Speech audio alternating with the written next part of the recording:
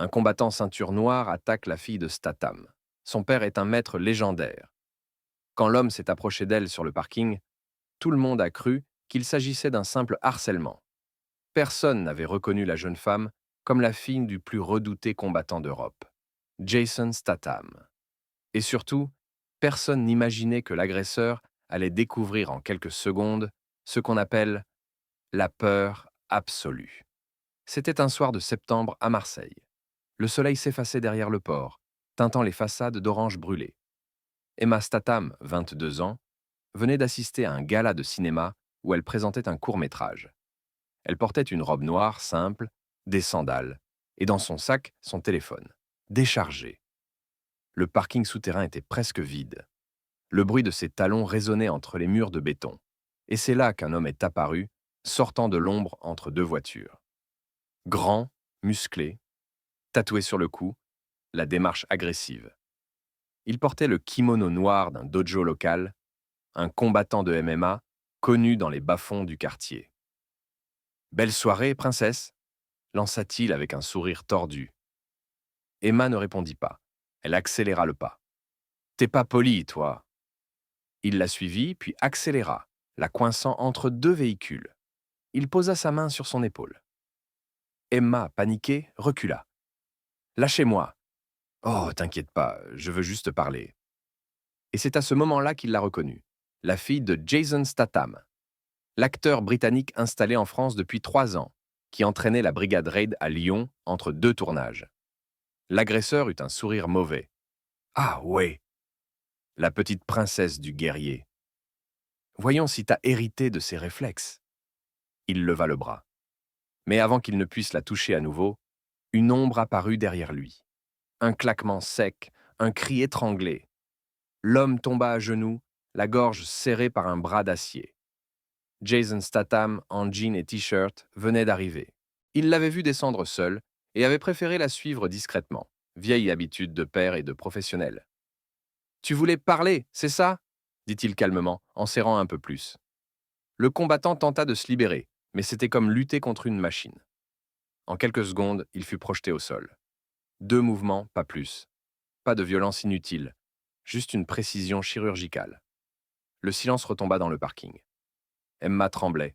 Jason la prit dans ses bras, mais son regard restait fixé sur l'agresseur, étendu par terre. Il savait que ce n'était pas un simple voyou.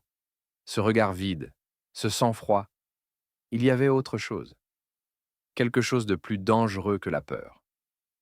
Le lendemain, à l'aube, la police interpella l'agresseur, un certain Yanis Brak, 30 ans, ex-compétiteur de karaté et champion régional de MMA, exclu pour tricherie et violence illégale. Mais l'affaire ne s'arrêta pas là. Sur les réseaux, des vidéos apparurent. Yanis y était entouré de jeunes combattants prônant la loi du plus fort. Un véritable culte de la brutalité. Et l'un des enregistrements montrait un message adressé à Jason Statham. Les films, c'est une chose, les vrais combats en sont une autre.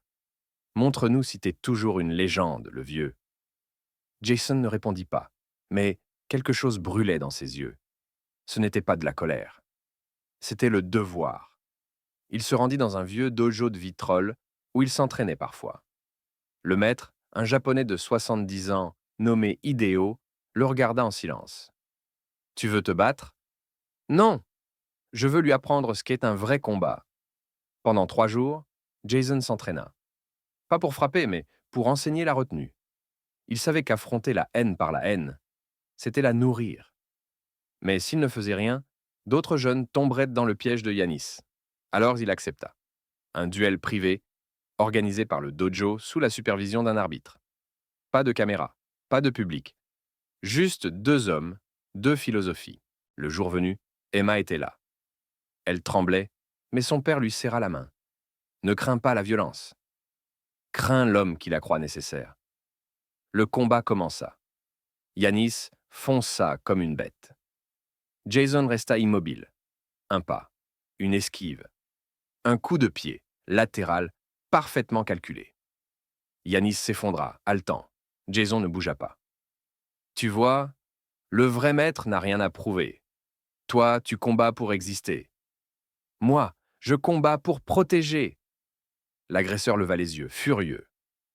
Mais dans ce regard brûlant, quelque chose venait de se briser. L'ego. 3 mois plus tard. Le dojo de Yanis était fermé. Il donnait désormais des cours de self-défense dans un centre social du 8e arrondissement, auprès de jeunes issus de quartiers difficiles. Personne ne comprenait cette transformation soudaine.